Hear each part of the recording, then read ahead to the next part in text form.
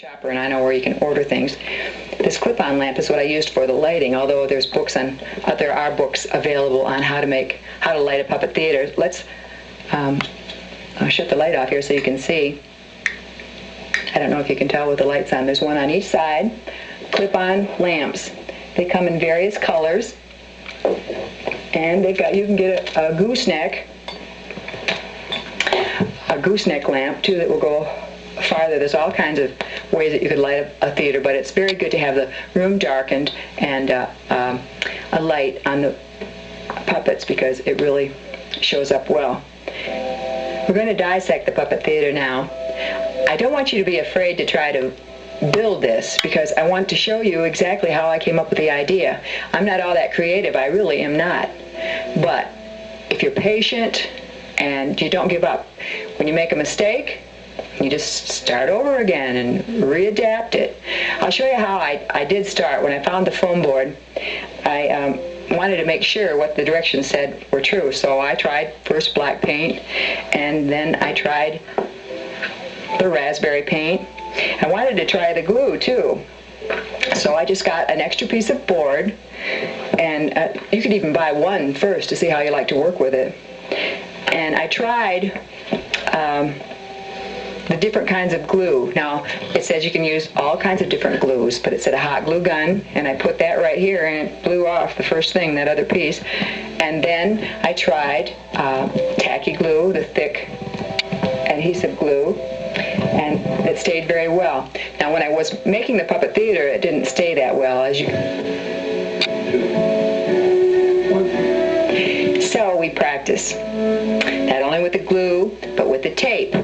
I tried plastic tape. As soon as you put tape on foam board, it stays, or it rips the surface off. So be sure that you've got the tape where you want it before you put it there.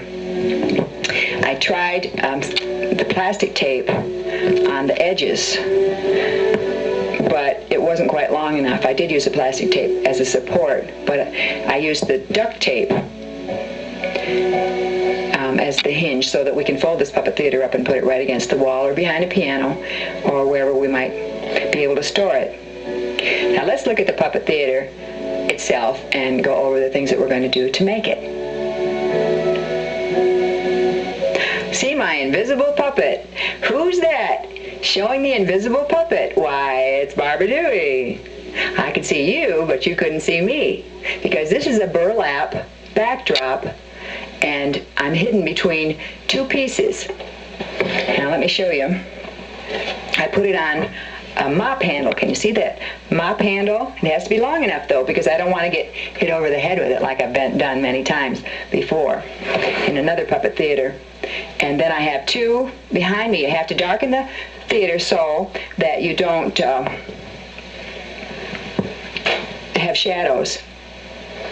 Okay, I've got tan colored, and I've got kind of a greenish burlap. And in fact, I just jammed myself with a pin because I'm always in too much of a hurry to sew.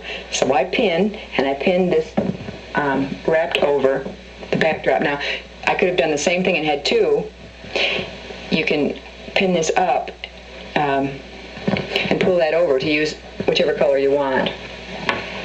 So you've got two selections there, and I can put another. I want to get a black backdrop out of burlap and put it on the blue.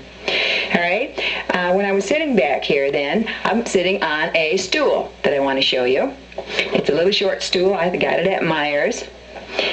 You could sit on a chair.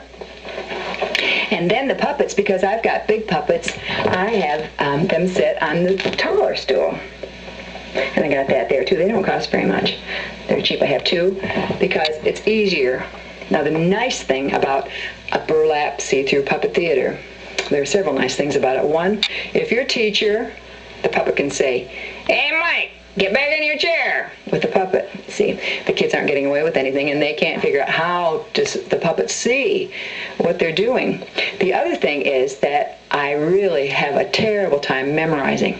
It might look easy, but it isn't. And so I like to type up the scripts when I do a puppet show and the jokes or whatever, and then put it on the back of the burlap with pins. And so I can, with my hands, run the puppet and at the same time read the script. And it's great. Especially remember the lamps are here and here, so you can see really well.